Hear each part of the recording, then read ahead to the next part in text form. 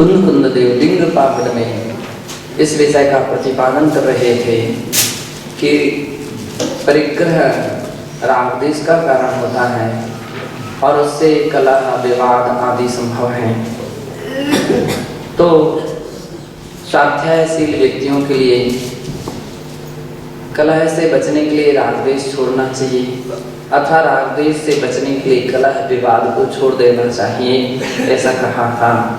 उक्तम से प्रवचन सार से तात्पर्य वृत्ति टीकायाम, प्रवचन सार के तात्पर्य वृत्ति टीका में तीसरे अध्याय के चौथे में गाथा में प्रक्षिप्त गाथा 13 में ऐसा कहा है कि स्वयं वस्तु स्वरूपम ज्ञातव्यम, हर साधकों के लिए वस्तु के स्वरूप को जानना चाहिए। परम प्रति विवादो ना कर्तव्य, किंतु किसी भी प्रकार से दूसरे के प्रति विवाद नहीं करना चाहिए अथवा विवाद ही नहीं करना चाहिए। कस्मात्, क्यों? क्योंकि विवादे रागद्वेषोत्पत्तिर्भवति, विवाद में राग द्वेष की उत्पत्ति होती है। जब व्यक्ति विवाद करता है तो निश्चित है विवाद तभी होता है जबकि किसी के प्रति राग हो या किसी के प्रति द्वेष हो। बिना राग द्वेष की बिना विवाद हो नहीं पाते हैं। या तो राग की भूमिका होना चाहिए अथवा द्वेष की भूमिका होना चाहिए। तो व्यक्ति विवाद खड़ा कर देता है, विसंवाद खड़े कर देते हैं, है ना, आपस की बातें शुरू हो जाती हैं। जवाब सवाल कब शुरू होते हैं? राग होना या राग हो या द्वेष हो, दो ही कारण हैं जो विवाद को उत्पन्न करते हैं। तो आचार्य महाराज कह रहे हैं विवादे राग द्वेष उत्पत्तिर्भवति, विवाद से राग द्वेष की उत्पत्ति होती है। ततस्य शुद्धात्म भावना नश्यति थी, और राग द्वेष की उत्पत्ति से उसकी शुद्धात्म तत्व के प्रति जो भावना चल रही थी वो शुद्धात्म तत्व की भावना का नश्यति, नष्ट हो जाती है। भाई दो काम एक साथ नहीं हो सकते ना, कि व्यक्ति विवाद करता जाए और आत्मा का ध्यान करता जाए, ये नहीं हो सकता है। आत्मा का ध्यान जिस क्षण में होगा तो विशुद्ध परिणाम में उसकी निर्मल परिणति है, आत्मा की बहुत बड़ी शुद्ध परिणतियां हैं, तो उसमें तो उसको बहुत बड़ी समता भाव है, तभी शुद्ध आत्मा की भावना हो सकती है। तो उस समय विवाद की समस्या नहीं हो सकती। और विवाद है तब आप सोचो कि आत्मा का ध्यान हो जाए, कैसे होगा? हो ही नहीं सकता है। जैसे गर्म उबलते हुए पानी में चेहरा नहीं दिखता है, उसी प्रकार के राग द्वेष में व्यक्ति की अपनी आत्मा नजर आ सकती नहीं है। साधकों के लिए इसलिए उससे बचने का पूरा प्रयत्न करना चाहिए। आचार्य अमृतचंद्र मते ज्ञातृत्व कर्तृत्व भावयो परमार्थतो भिन्नाधिष्ठानयो परस्पर संयोग दृष्टिरेव द्वंद्वम्। आचार्य अमृतचंद्र स्वामी के मत से ज्ञातृत्व और कर्तृत्व दोनों भावों में परमार्थता से भिन्नता है। दोनों में क्या है?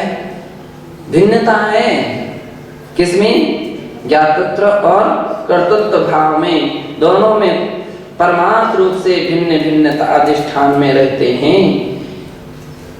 परस्पर संयोग दृष्टि रेव, और उनमें यदि संयोग दृष्टि के भाव आ जाए सोई द्वंद्वम, तो ये द्वंद्व खड़ा हो जाएगा। अभी आध्यात्मिक है, आध्यात्मिक दृष्टिकोण से एक दूसरे से व्यक्ति विवाद करने के लिए तैयार नहीं है। अपने आप में ही व्यक्ति द्वंद्व भाव को प्राप्त हो रहा है। व्यवहारिकता में बोलते हैं द्वंद्व दो व्यक्तियों में हो सकता है, 3 व्यक्तियों में होता है, लेकिन आध्यात्मिक दृष्टि से देखें तो व्यक्ति अपने आप में भी द्वंद्व भी खड़ा कर सकता है। किसी के राग द्वेष में पड़ गया, द्वंद्व में आ गया, बैठे बैठे अब उलझा हुआ है। एक मुर्गा भी जग सकता है, एक मुर्गा भी जग सकता है। हाँ, तो अंदर के राग द्वेष में व्यक्ति जब आ जाता है, अब उस समय के ऊपर सोचे कि क्या उसका ध्यान साधना हो रही, क्या शुद्धात्मा अनुभूति हो रही, क्या शुद्धात्मा का ध्यान हो रहा, कुछ भी नहीं हो रहा है। परमार्थ नयेन ज्ञप्ति ज्ञानम आत्मनि तिष्ठति। परमार्थ से ज्ञप्ति या ज्ञान आत्मा में ही रहता है। कर्मत्वम से कर्मणि पौद्गलिके तिष्ठति। कर्मत्व भाव कर्म पौद्गलिक में उद्गलों में पाया जाता है। अतः सम्यक् ज्ञानिनः कृते एतयोः द्वन्द्वं प्रतिषेधम् एव। इसलिए सम्यक् ज्ञानी प्राणियों के लिए इन दोनों के प्रति कर्तृत्व भाव या इनके प्रति द्वंद्व भाव है वो प्रतिषिद्ध है कि आप अपने ज्ञान को पर पदार्थ के कर्ता रूप में मत लगाइए, पौद्गलिक पदार्थों के विवादों में मत ले जाइए। मैं इसका कर्ता, मैं इसका भोक्ता, मैं इसका कर्ता धर्ता, इसकी ओर मत ले जाइए। सम्यक ज्ञानी मुनि तो निर्द्वंदा। सम्यक ज्ञानी मुनि तो निर्द्वंद होते हैं, अर्थात ज्ञायक मात्र रूपेण एकाकी तिष्ठति। अर्थात ज्ञायक मात्र रूप से एकाकी ही रहते हैं, ना तो कर्तृत्व भावं विभरति। सब कुछ संसार के कार्य करते हुए पर भी अपने अंदर में कर्तृत्व भाव नहीं लाने देती। कर्तृत्व भाव व्यक्ति के अंदर में आ जाए तो अभिमान आ जाएगा। क्या आ जाएगा? अभिमान आ जाएगा। सब कुछ करते हुए पर भी कर्ता भाव अपने मन में नहीं, मैंने ऐसा किया, मैंने ये किया, मैंने इतना किया, मैंने इतना किया, नहीं। अपन ने तो अपना कर्तव्य किया है। क्या किया है? केवल अपने कर्तव्य का पालन किया है। कर्तव्य का पालन भी परमार्थ की दृष्टि के लिए किया है, अभिमान की दृष्टि से नहीं किया है। मैंने इतनी दीक्षा दी, मैंने इतना नियमों का ध्यान रखा, मैंने इतना लोगों को स्वाध्याय का प्रेरित किया, इतने संस्कार दिए और इतने पढ़ाई लिखाई कराई और इतनी प्रकार से संभाल करके रखा। ऐसा सोचने लग जाएंगे तो फिर अभिमान जग जाएगा। नहीं, इसलिए नहीं, कर्तव्य का पालन किया। और एक दृष्टि से देखें तो अपन ने तो अपने अशुभ से बचने का अच्छा काम किया है। अशुभ से बचने का ये सबसे बड़ा काम किया है। भाव उत्पन्न हुए तो ये उसके भाव हैं, अभिमान की दृष्टि से कुछ नहीं किया है। तो अभिमान भाव का निरसन इस प्रकार के चिंतन में होता है। कुछ लोग ऐसे हम इतनी सेवा की, हमने इतनी भक्ति की, हमने इतना ध्यान रखा, हमने इतना काम किया, हमने इतना काम किया। अरे वो सब कर्तव्यपन के भाव छोड़ दीजिए, कर्तव्य का पालन किया है केवल। और वो भी क्यों कर्तव्य का पालन किया है? क्योंकि आचार्यों की आज्ञा है, भगवान की आज्ञा है कि आहार लेने के हमारे उद्देश्य हैं, आहार लेने के उद्देश्य हैं, उसका हम पालन कर रहे हैं। तो भगवान की आज्ञा का पालन करने वाले एक क्या नाम से भगवान के मान लीजिए उनके अनुयायी हैं, जो भगवान ने कहा है, जो सर्वज्ञ देव ने कहा है, केवल हम उसका पालन करने वाले हैं। ऐसी जिनके अंदर में पवित्र भावना रहती हैं, वे व्यक्ति अपनी आत्मा का कल्याण कर ले जाते, निरभिमानता से विशुद्ध परिणाम रहते। कुछ लोग रहते हैं कालाक्षर भैंस बराबर, आता जाता कुछ नहीं, और अभिमान ऐसा भरा रहता है कि अरे हम ही विद्वान हैं, हमसे बढ़कर के कोई हो ही नहीं सकता है। अब बतलाओ ऐसे व्यक्तियों का कैसे कल्याण हो? अभिमान को तो ही छोड़ना है। कर्तृत्व के अभिमान को जब तक हम छोड़ेंगे नहीं, तब तक आत्मविशुद्धि जग सकती नहीं।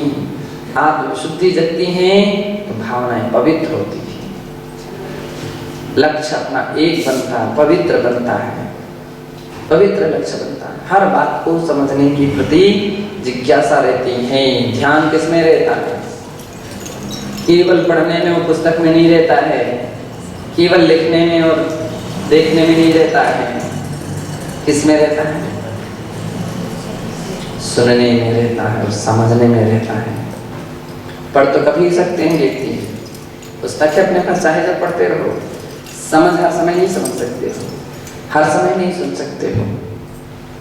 तो जब ऐसे कभी अवसर आते तो अपने व्यक्ति ध्यान से सुनता है, ध्यान से समझता है और उसको अपने जीवन में उतारता है, उसके जीवन में बदलाव आता है, नम्रता आती है। तो कह रहे हैं कि आध्यात्मिक दृष्टि से दो व्यक्तियों में द्वंद्व नहीं, आध्यात्मिक दृष्टि से अकेली आत्मा में द्वंद्व होता है। और अकेली आत्मा में भी किस प्रकार के दो भाव तो दो होते हैं, विषय तो दो रहते हैं विचार के, चिंतन के, तो दो विचारों में द्वंद्व होता है। तो दोनों विचारों के विषय में कहा गया द्वंद्व, अर्थात गायक मात्र इसलिए सुनी मुनि जन जो होते हैं इन दोनों प्रकार के संकल्प विकल्पों से रहित होते हैं। ये उनका पुरुषार्थ रहता है, राग भी नहीं, द्वेष भी नहीं, इसलिए भी निर्द्वंद विचरण करते हैं अपनी आत्म साधना में। और गायक मात्र रूपेण एकाकी एव तिष्ठति, गायक भाव केवल एक ही मेरा है, एक ही ज्ञाता दृष्टा एक रूप स्वरूप मेरी आत्मा है, बस इसके अलावा पर पदार्थों से मैं भिन्न हूँ, पर संकल्प विकल्पों से मैं भिन्न हूँ, रहित हूँ। ऐसे विचार करने वाले योगियों के अंदर में ना तो कर्तृत्व भाव विभरती, कर्तृत्व भाव के अंदर उत्पन्न नहीं होता है। उत्तम से समयसार कल से, समयसार कलश के 98 और 115 में कहा है, कर्ता कर्मणि नास्ति नास्ति नियतम, कर्मा पिता कर्तरि, द्वन्द्वं विप्रतिषिध्यते यदि तदा,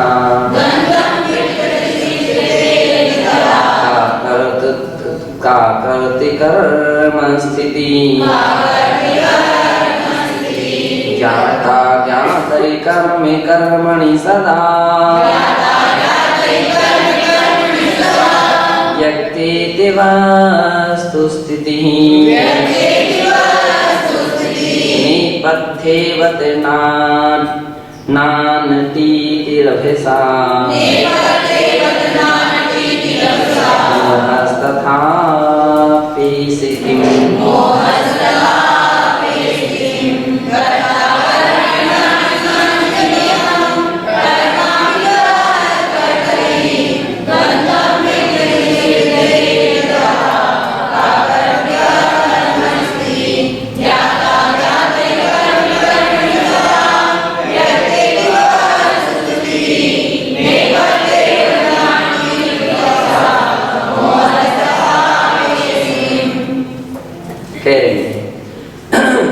कर्ता कर्मणि नास्ति, कर्ता कर्म में नहीं है, नास्ति नेतं कर्मापि कर्तरि, और कर्म कर्ता में भी नहीं है नियम से, द्वंद्वं विप्रतिषिध्यते, दोनों में द्वंद्व भाव है, कर्ता में कर्म नहीं है, कर्म में कर्ता नहीं है। यदि तदा, यदि ऐसी बात है तो का कर्तृ कर्म स्थिति, तो आचार्य कहते कर्ता कर्म की कोई स्थिति है ही नहीं, कर्ता कर्म में नहीं है, कर्म कर्ता में नहीं, तो व्यर्थ में कर्ता कर्म के विषय में अपने अंदर में अहंकार भाव हो रहा है। तत्व ज्ञानी जो होते हैं, आत्मज्ञानी होते हैं, इस प्रकार का जब चिंतन करते हैं, विचार करते हैं, तो उनके अंदर में द्वंद्व भाव समाप्त हो जाते हैं, अहंकार भाव समाप्त होते हैं। अहंकार किसके अंदर होता है? अज्ञानी के लिए होता है। किसके अंदर में होता है? अज्ञानी, वो कर्ता में कर्म और कर्म में कर्ता की भावना लगाने का प्रयास करता है, इस कारण से उसके अंदर में द्वंद्व भाव होते हैं, और द्वंद्व भाव जहां रहते वहां शांति नहीं रहती है। इसलिए आचार्य महाराज कह रहे हैं कि कर्म कर्तृ कर्म स्थिति तदा कहाँ है?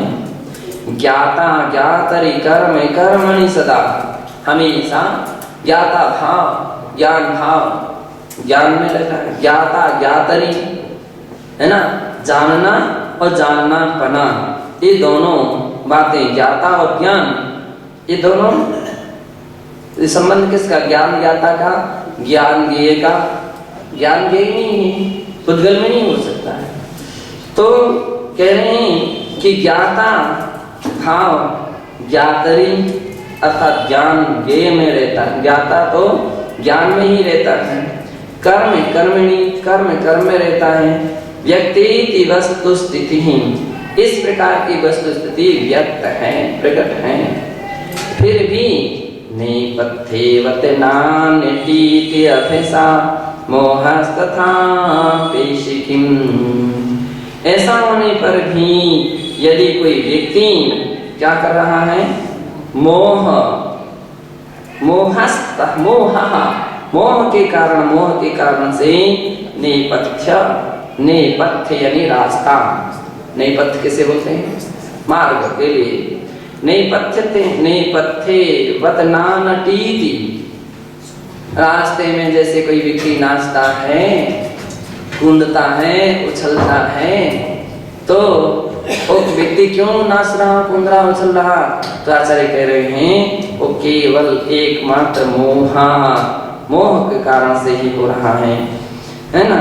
तो नाचता कूद रहा है केवल किस कारण से नाच कूद रहा है, मोह के कारण से।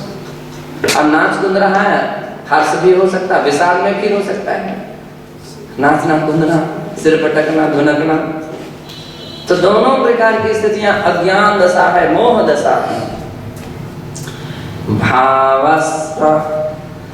भावस्रवा भावमयं प्रपन्नो द्रव्यास्रवेभ्यास्वत एव भिन्ना जानी सदा ज्ञानमयैक भावो श्रवो ज्ञायक एक एव।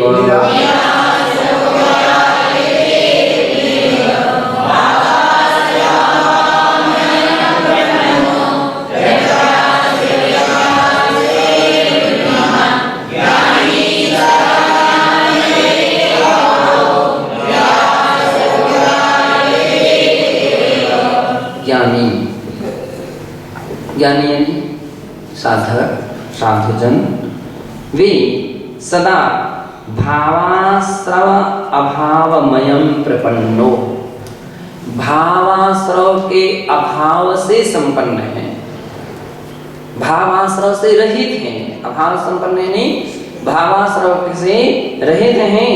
और जो भावाश्रव से रहित हो गया है, द्रव्याश्रवेभ्यास्वत एव भिन्ना, तब तो फिर द्रव्याश्रव से स्वतः ही भिन्न हो गया हो।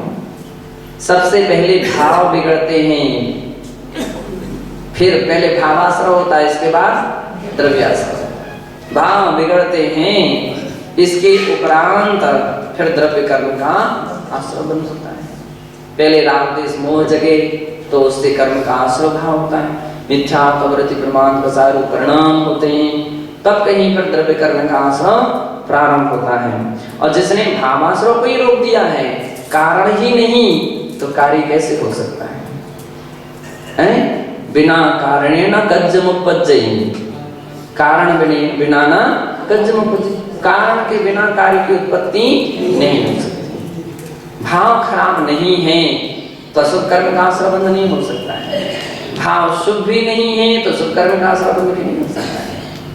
तो ऐसा ज्ञानी सदा ज्ञानमय के भावो, ज्ञानी जीव तो सदा ज्ञान में एक शुद्ध शुद्धोपयोग रूप भाव में लीन रहता है, इसलिए निराश्रवो ज्ञायक एक एव, इसलिए उसका ज्ञायक भाव जो है वो तो निराश्रव ही रहता है, एक ज्ञायक ही है। इस कारण से वो क्या है, आश्रव से रहित हैं, उसके आश्रव बंधन नहीं होता है।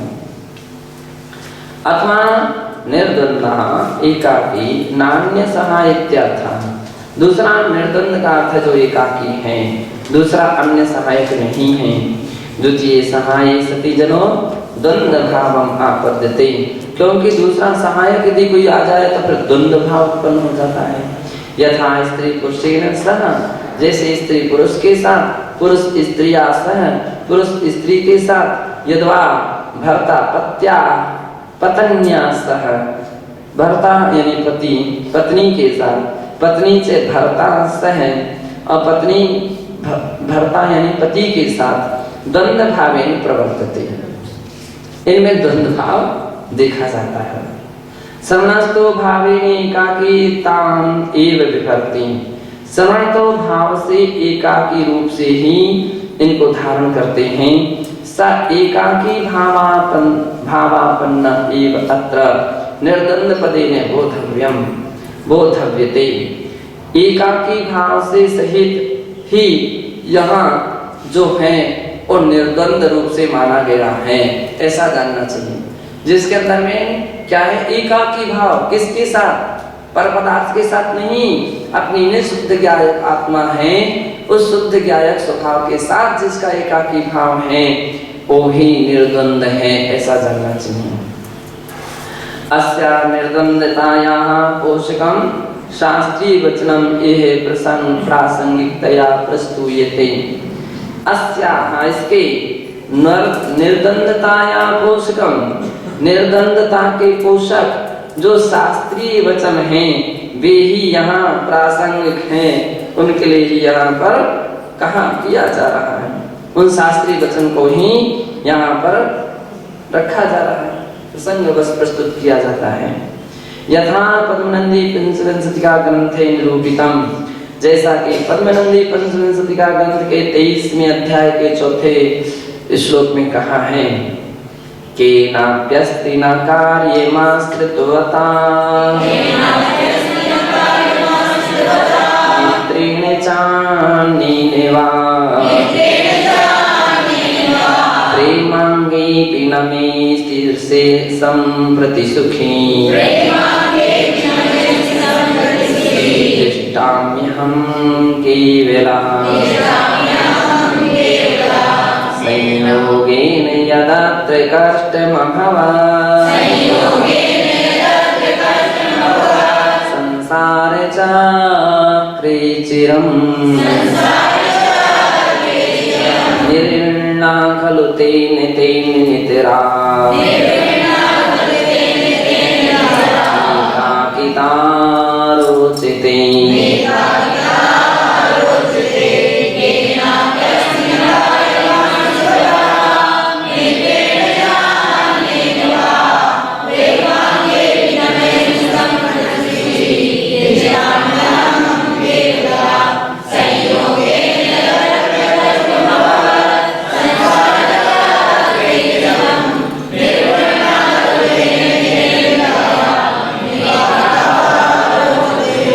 केनाप्यस्ति न कार्ये माश्रितवता मित्रेण चान्येन वा। कितनी अच्छी बात कह रही हैं कि किसी भी प्रकार के, मुझे किसी भी प्रकार के मित्रेण चान्येन वा, मित्रेण और अथवा अन्य यानी शत्रु, मित्र हो या शत्रु हो, मुझे किसी से कोई भी लेना देना नहीं है, उससे कोई भी प्रयोजन नहीं है। प्रेमांगेऽपि न मेऽस्ति सम्प्रति सुखी तिष्ठाम्यहं केवलम्। मुझे और तो क्या, इस प्रकार का जो शरीर है मेरा, अंगे, अंगे यानी शरीर, इस शरीर के प्रति भी प्रेमा न, शरीर के प्रति भी प्रेम नहीं है, यानी राग मोह भाव नहीं है, इसके प्रति भी नहीं है। मैं तो क्या हूँ, संप्रति सुखी तिष्ठाम्यहं केवलम, मैं तो इनसे रहित एकाकी हूँ। संयोगेन यदत्र कष्टमभवत्, क्योंकि यहाँ पर जितने भी कष्ट होते हैं वे सभी कष्ट संयोग से ही होते हैं, संयोग भाव ही कष्ट का स्थान बनता है। संसार चक्रे चिरम, और वही संसार चक्रे चिरम, चिरकाल तक संसार चक्र में परिभ्रमण कराता है। निर्विण्णा खलु तेन नितराम एकाकिता रोचते। इसलिए उन सब पदार्थों से, संकल्प विकल्पों से, खलु यानी निश्चय से, निर्विण्णा उनसे विरक्त होता हुआ, एकाकिता रोचते, मुझे केवल अपना एकाकी स्वभाव जो आत्मा का है, एकत्व भाव है, वही सबसे अधिक रुचिकर होता है। और ऐसी भावना भाते हैं कि वही भाव मुझको रुचि रूप प्रतीत हो रहा है, यानी उसी में मुझे बड़ी रुचि हो रही है। साधक एकाकी भाव में लीन होता है, उसमें पूरा आनंद आता है। बाहर के व्यक्तियों को आप देखो, जहाँ राग देश के अलावा और कुछ नहीं दृष्टि डालती, पहुँचती। किसी से राग, किसी से देश, किसी से लेना, किसी से देना, कोई अच्छा कोई बुरा, किसी ने ऐसा बोला, किसी ने ऐसा बोला, किसी ने ऐसा कहा, किसी ने। जहाँ बाह्य जगत में आप जाओगे तो विभिन्न प्रकार के राग देश भाव उत्पन्न रहेंगे, मिलते रहेंगे। और आप अच्छे भाव में जाओ, एकाकी भाव में पहुंच जाइए तो साथ में कोई राग देश, उसी में आनंद, उसी में प्रसन्न चित्त है। ऐसा एवं भूतस्य तस्य तस्य निर्द्वंद्वस्य श्रवणस्य, इस प्रकार से जो निर्द्वंद रूप श्रवण है उनके, आकिंचन्नम हवे आकिंचन्नम भवे, उत्तम आकिंचन्य धर्मो भवति इत्यर्था, उनके उत्तम आकिंचन्य धर्म होता है। आकिंचन्यता, आकिंचन्यता सकल ग्रंथ त्याग एवं, और वह आकिंचन्यता केवल पर वस्त्र पहने पहने नहीं हो सकती है कि कपड़े पहने रहें और आप परिग्रह में डूबे रहें, गद्दे पल्ली पर बैठे रहे, सोते रहे और मैं तो सब पदार्थों से भिन्न हूँ, ये कोई भी मेरे नहीं है, और पकड़े जा रहे हो उसी को। तो क्या करेगा है? उसी रजाई, उसी चादरे, उसी को, ये चादरा मेरे से भिन्न है, और उसी को पकड़े हुए। ये कोई भिन्नता का लक्षण नहीं। भिन्न है तो छोड़ो, क्या करो उसको। तो आचार्य महाराज यहाँ पर कह रहे हैं कि आकिंचनता तो सकल ग्रंथ त्याग एवं, संपूर्ण प्रकार के परिग्रह के त्याग से ही होता है। सर्वार सिद्धो तस्य स्वरूपम प्रकटितम, सर्वार सिद्धि के 9वें अध्याय के 6वें सूत्र में उसके स्वरूप को ऐसा कहा है। उपात्तेष्वपि शरीरादिषु संस्कारापोहाय ममेदम इत्यभिसंधि नृत्तिः आकिंचन्यम्। उपात्तेषु अपि शरीरादिषु, प्राप्त जो शरीर आदि है इनमें भी संस्कारारोप, संस्कार अपोहाय, साधुजन शरीर का भी संस्कार नहीं करते हैं। शरीर अच्छा दिखे, थोड़े से बाल धो लेते ना,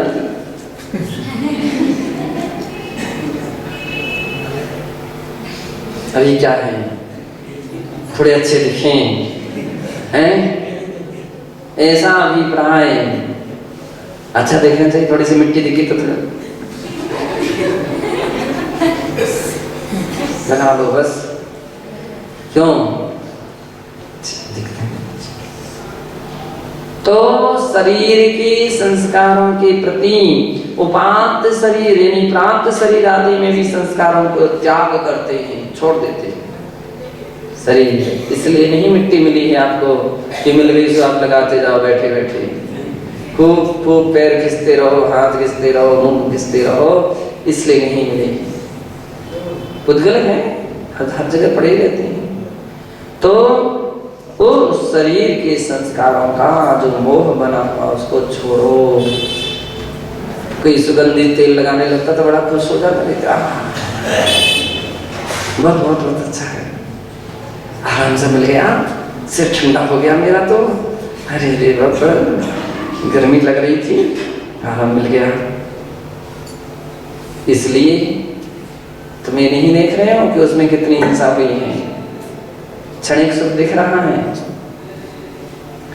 इसके साथ ये भी देखो कि उसके उस पदार्थ की सुगंधि की तैयारी कितनी जीवों की प्रार्थना की गई है। कुछ लोगों को तो इतना आसक्त, इतना घर में सरसों का तेल भी नहीं रोज लगाते होंगे, और अब बादाम के तेल की बात चल रही है।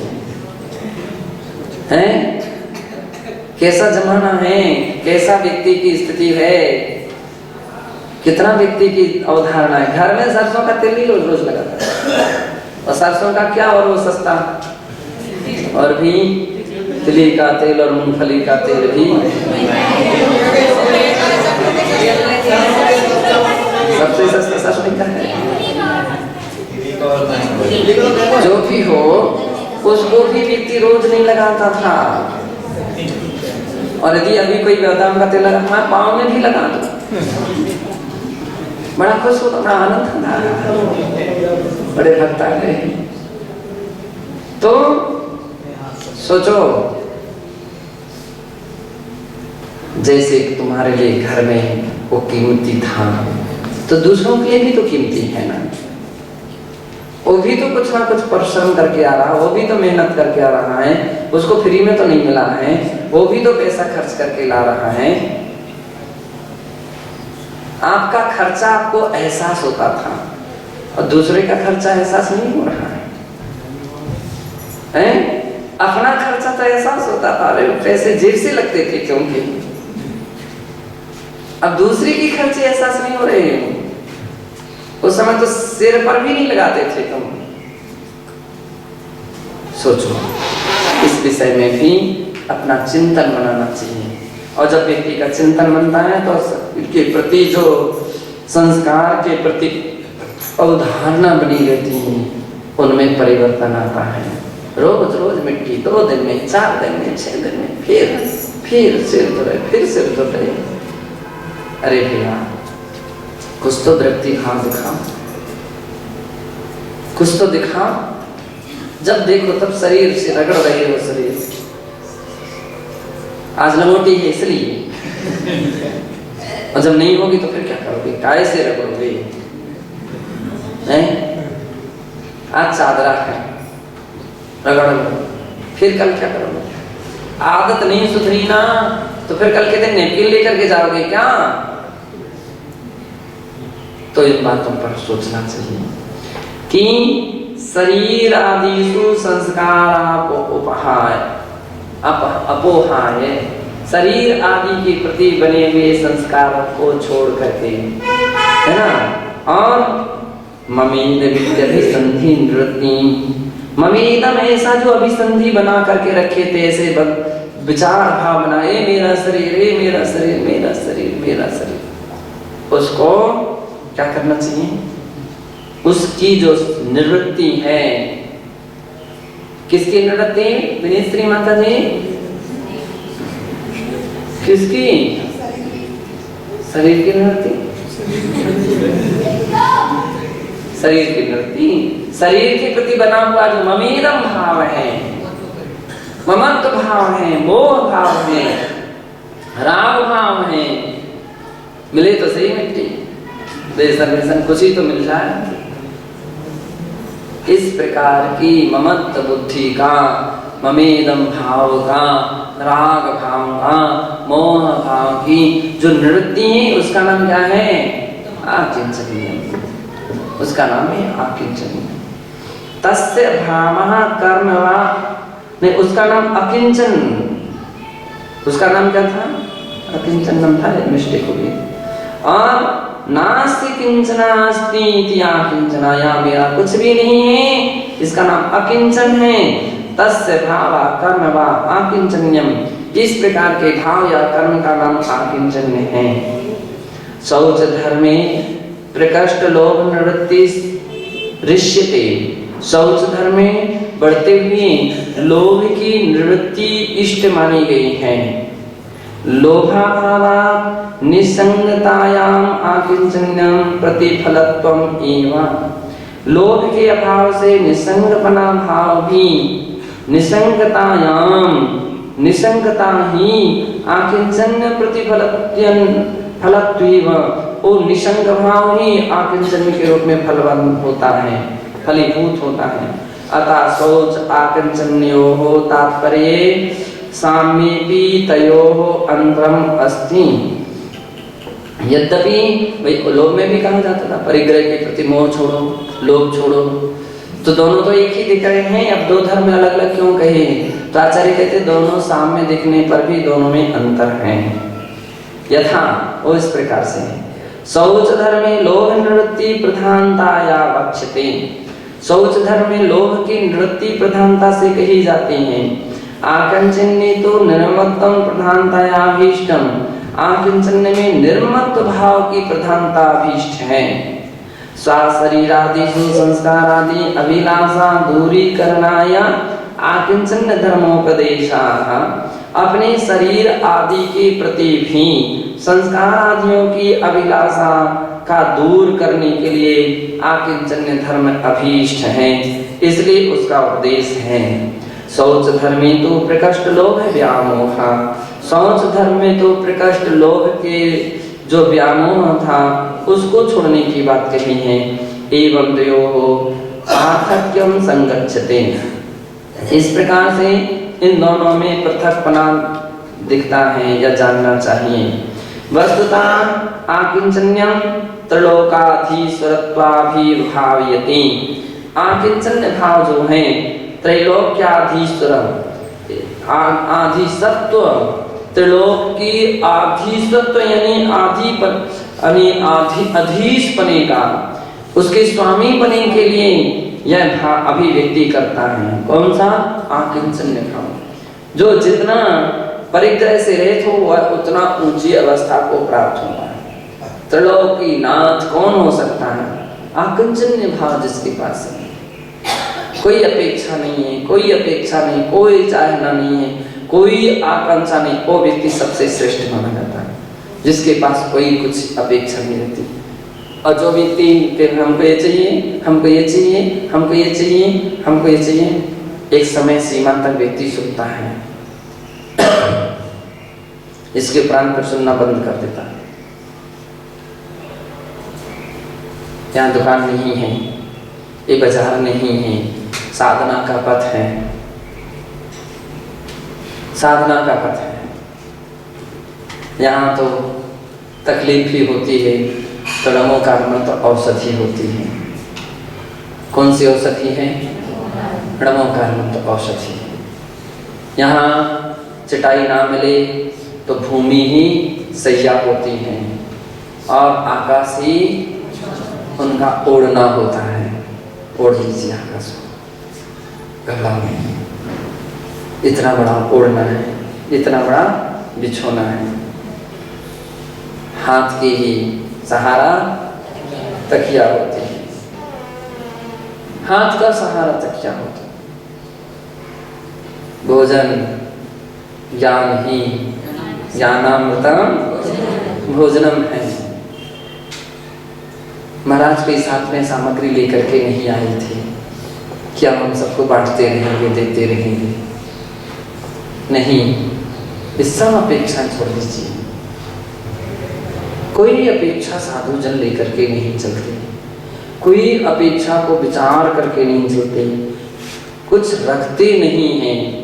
अत्यंत आवश्यक सामग्रियां जो हमारे रत्नत्रय की साधक हैं, उतना उनका लक्ष्य रहता है। पिछी कमंडल शास्त्र प्रयोजनभूत है, अत्यंत प्रयोजनीय है। बाकी सामग्री के लिए परिग्रह मान दिया गया। अब कोई अपेक्षा नहीं है। हमारी आंखों में कम दिखता है कि हमारे कान में कम सुनाई पड़ता है, हमारे दांत टूट रहे हैं तो क्या करें, दूसरे लगा दें क्या? घुटने दर्द कर रहे तो घुटने बदलवा दें क्या? कमर दर्द करे तो कमर बदल दी जाए क्या? अभी तो कुछ नहीं हो सकता है। यहाँ तो केवल सहिष्णु भाव है। चिंतन कीजिए, क्या चिंतन कीजिए? नावे द्वारे बहेंगे निकारी, नसीदे करेगी निहारी। हैं? पले तेरे राधे माले थे ही, ये कसे वसा देती नावे द्वारे बहेंगे निहारी।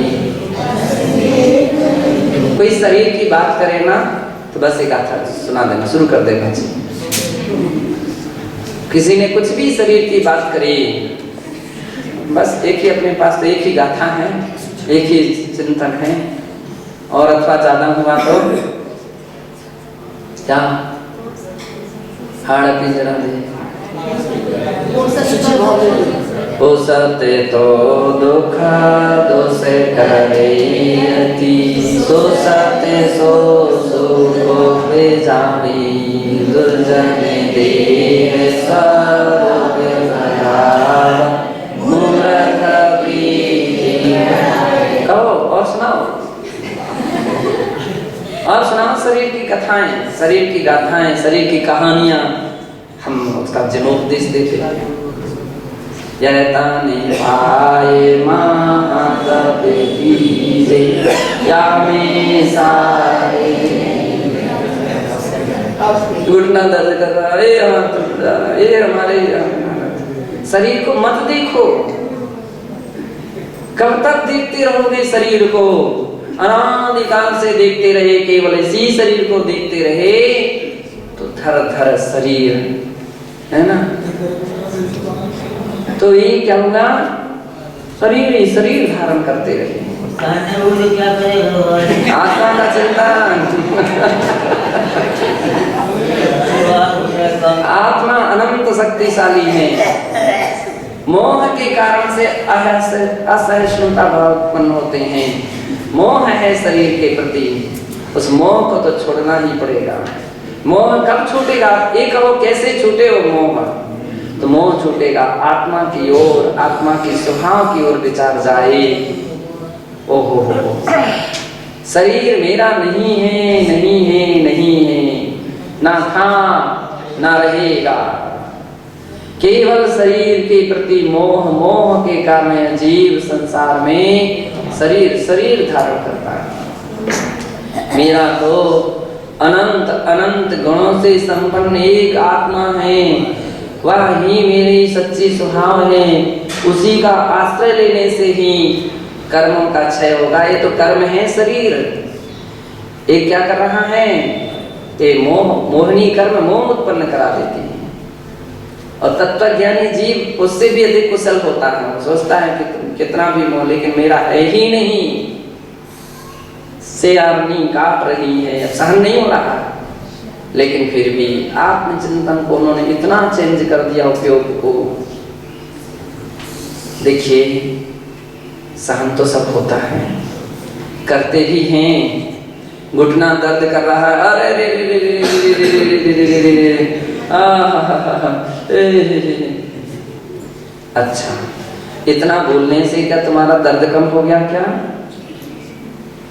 कम हो गया क्या?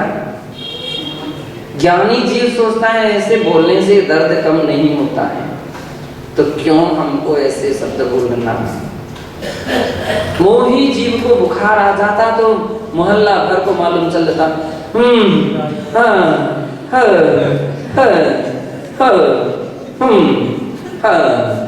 अब शुरू हो गया। तो क्या इन सब बातों से क्या उसका बुखार कम हो जाएगा? क्या बुखार कम नहीं होता है। चीखने से, चिल्लाने से वेदनाएं कभी कम नहीं होती हैं। ये तत्व ज्ञानी विचार करता है।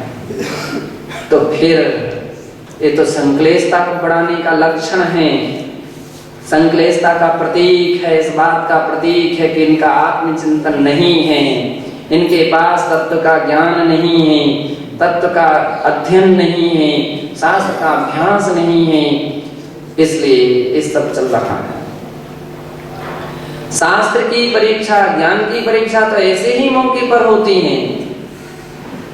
मौके पर यदि ज्ञान काम में ना आए, जैसे बोलते हैं मौके पर यदि धन दौलत काम में ना आए तो धन क्या काम था? मौके पर यदि बेटा बेटी काम में नहीं आए तो भी बेटा बेटी क्या काम थे? मौके पर यदि कोई काम में ना आया तो जैसे अपन बोल देते हैं, अरे बड़ा धोखा दिया हमारे मोड़ा ने, हमारे रिश्तेदार ने, हमारे पड़ोसी ने, हमारे अमुक व्यक्ति ने, ऐसे मौके पर भी उसने साथ सहयोग नहीं दिया। ऐसी हालत थी हमारी, ऐसी हालत थी।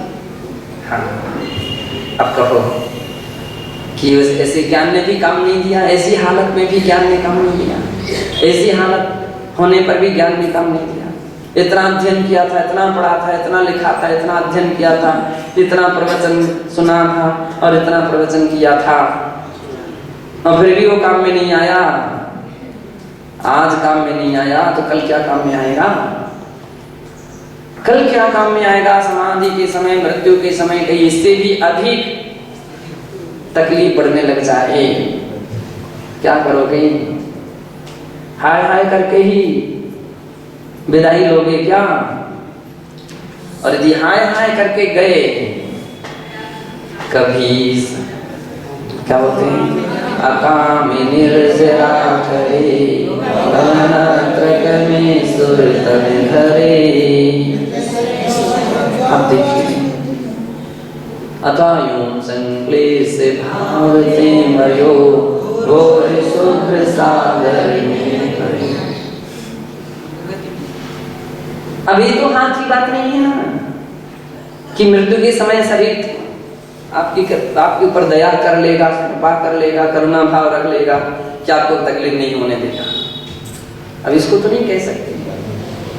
शरीर तो शरीर है, आज क्या स्थिति पर है, कल क्या स्थिति पर होगा। दुनिया के वैद्य दवाई तो दे सकते हैं, लेकिन वेदना को तो अब वो तो उसके हाथ की बात नहीं कम करना।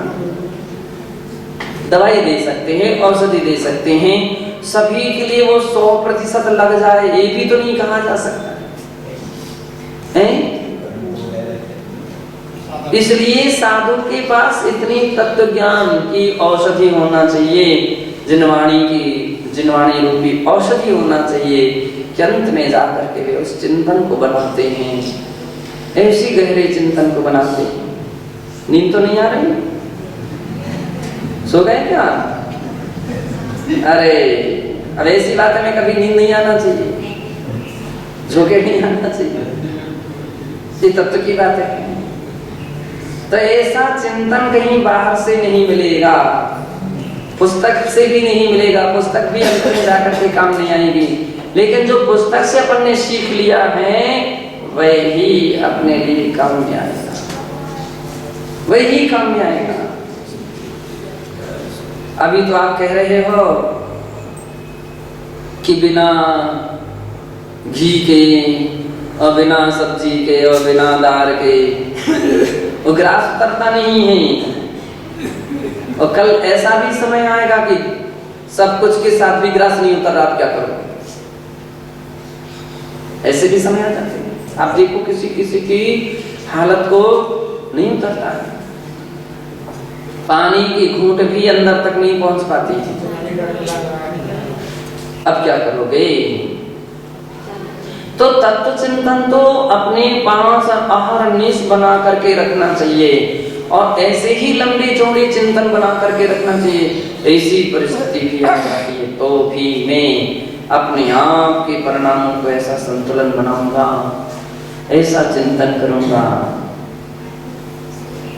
अरे रे रे रे रे रे रे रे, अब गए तब चले, अब तो गए तो अब तो प्राण निकलते। अरे तुम ऐसा सोचोगे तो तुम्हारे परिणाम संक्लेश भाव बने रहेंगे। अब कोई कितना भी पाठ सुनाता रहे, कितना भी पाठ सुनाता रहे, समाधि मरण सुनाता रहे, 12 भावना सुनाता रहे, लेकिन जब तक मन नहीं लगता, जो तकलीफ होती है तो नहीं मन लगता, बात है। उसी के लिए तो बतला रहे। तब तकलीफ कर्म के उदय से हो रही है। तकलीफ क्यों हो रही है? क्यों हो रही है? ये ज्ञान तो आपको उत्पन्न करना ही पड़ेगा। इतना ज्ञान तो हर प्राणी के लिए होना ही चाहिए। तकलीफ क्यों होती है? आपने अध्ययन क्या किया है? कर्म के उदय से हो रही है। किसके उदय से हो रही है? कर्म के उदय से तकलीफ होती है। ये सिद्धांत है, ये भगवान की वाणी है कि तकलीफ कर्म के उदय से होती है। और कर्म के इलाज करने वाली कोई दवाई नहीं है। बाहर की दवाइयां शरीर की इलाज हो सकता है, लेकिन कर्म का इलाज नहीं हो सकता। कर्म के सामने तो डॉक्टर वैद्य भी हाथ जोड़ लेते हैं कि अब मैं क्या कर सकता हूँ, इसके आगे तो मेरी कोई उपाय नहीं। वो भी शांति से बैठ जाता है। मणि मंत्र तंत्र बहु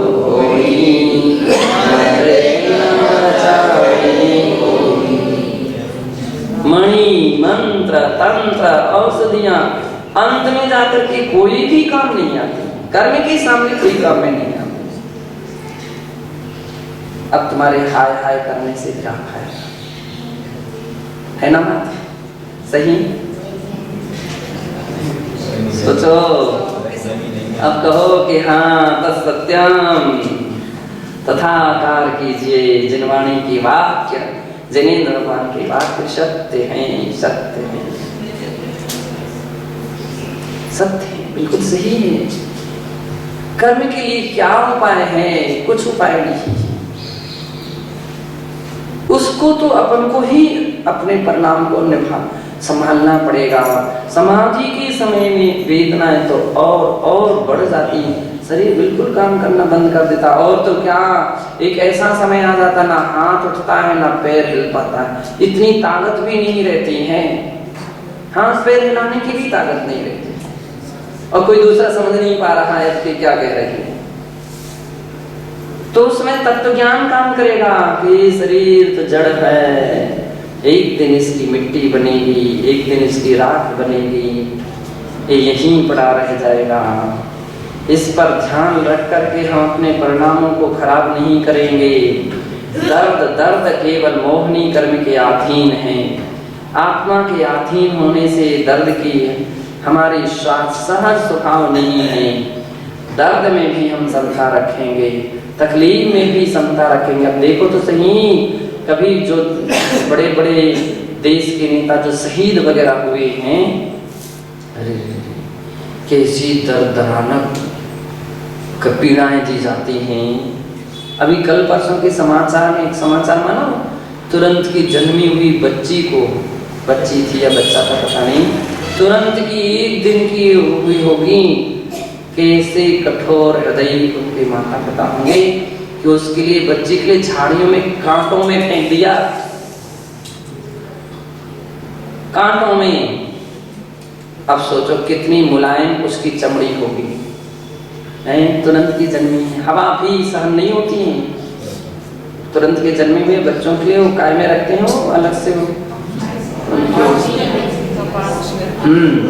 घर में बच्चों के लिए उड़ा करके रखते हैं, छिपा करके रखते हैं। और ऐसे खुली स्थिति में कितने 2 दिन तक, अब तो पुण्य था वास्तविकता में, पुण्य था। हाँ, चीखती रही होगी, चिल्लाती, भूखी प्यासी, धूप लगी होगी, ठंडी लगी होगी, शरीर में जीव चींटी वगैरह, क्या हालत हो गई होगी उसकी। तो पुण्य था। 2 दिन में किसी की दृष्टि पड़ी, दूसरे दिन और उसको मतलब सूचना दी, पुलिस थाने पुलिस आई और हॉस्पिटल पहुंची और उसकी संभाल गई।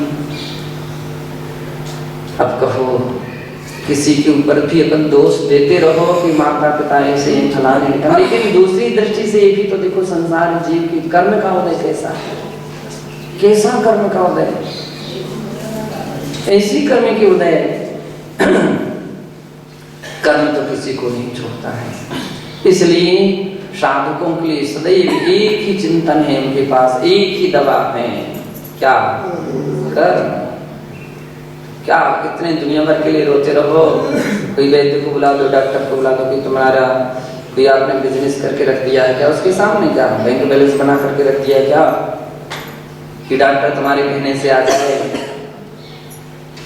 और हर व्यक्ति तुम्हारी बात सुन ही लेगा? कौन सुनेगा? केवल तुम्हारा भाग्य सुनेगा। कौन सुनता है? व्यक्ति का भाग्य पुण्य ही प्रभावित होता है। कितनी औषधियां भी लेते जाओ, लेकिन कर्म का उदय औषधियां काम नहीं करती। रोज रोज तेल बदलते जा रहे हैं, रोज रोज ट्यूब दवाइयां बदलती जाती हैं, फिर भी वेदना जो की त्यों बनी। इसका मतलब क्या है? कर्म का उपशम कोई औषधि से नहीं, अपितु अपने समता भाव से होता है। इसलिए हर साधकों के लिए समता का चिंतन करना चाहिए, ये अभ्यास बना करके रखना चाहिए। समता, आराधना, साधना, यही तत्व चिंतन है, ये तत्व चिंतन है। आज सुविधा है, ये भरोसा है कि तुम्हारे लिए कल के दिन भी वैसी सुविधा बनी रहे।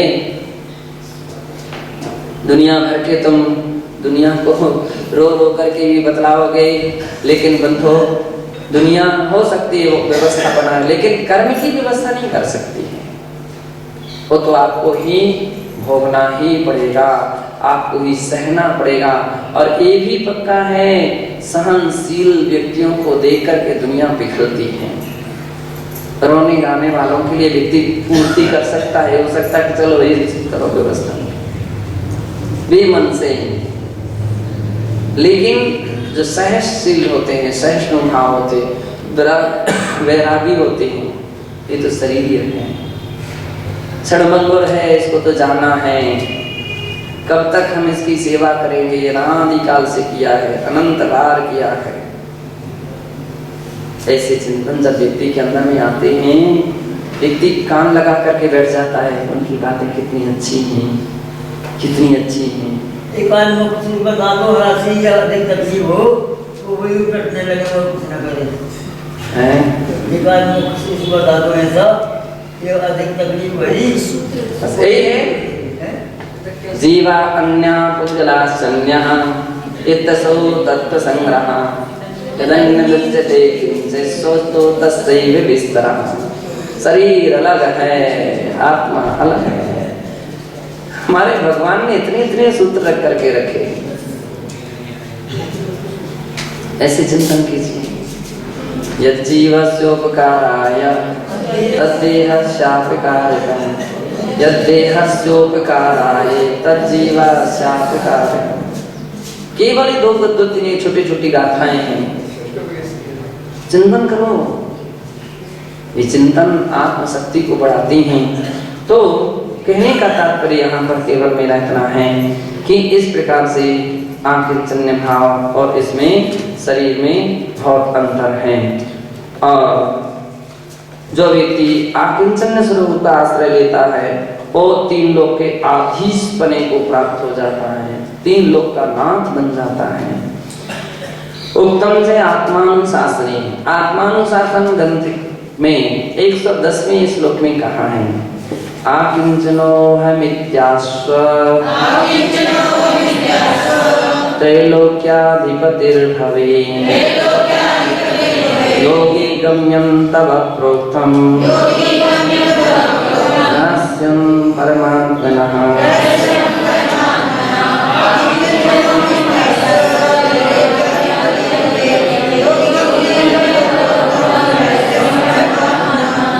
कहते हैं अकिंचन्योहमित्यस्व, हे भव्य, कितनी सुंदर बात कह रहे हैं।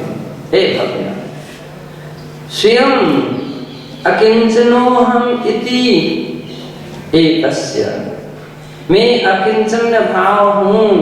ऐसे अकिंचन्य भाव को ध्यान में रख, ऐसे भावों को धारण कर जिससे कि तू त्रैलोक्याधिपतिर भवे, तीन लोक के अधिपति हो जाओगे, तीन लोक के नाथ बन जाओगे।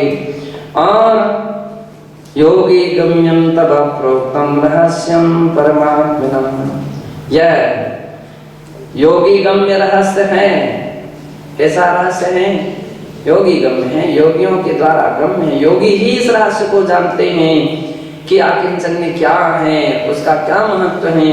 इसलिए आचार्य कहते हैं, संबोधन कर रहे दूसरों के लिए, इस परमात्मा के रहस्य को जो बता दिया है वह योगी गम्य ही है, अनुभव में आता है। इसलिए तू उसे तुझे उस परमात्मा के रहस्य को जो बताया है ये तो केवल योगी गम्य है।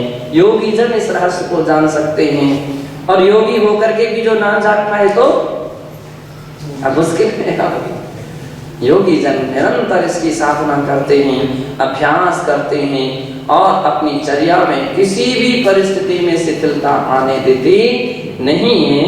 ऐसा कथन करने वाला यहाँ पर थोड़ा सा एवं भो भव्य, हे भव्य, उत्तम आकिंचन्य धर्म स्वरूपम विज्ञाय, उत्तम आकिंचन्य धर्म के स्वरूप को जान करके शुभाशुभ भाव निग्रहण दृष्टिया निसंगता निर्द्वंदता आदि गुणान संवर्ध्य, शुभाशुभ भावों को छोड़ करके इस दृष्टि से निसंगता और निर्द्वंदता आदि गुणों को वृद्धि करो और स्वशरीरेपि ममत्व भाव परित्यज्य, अपने शरीर में बना हुआ ममत्व भाव को छोड़ करके छोड़े। येन निजात्म स्वरूपे रति सुस्थिरा स्यात् इति गाथायां सारा।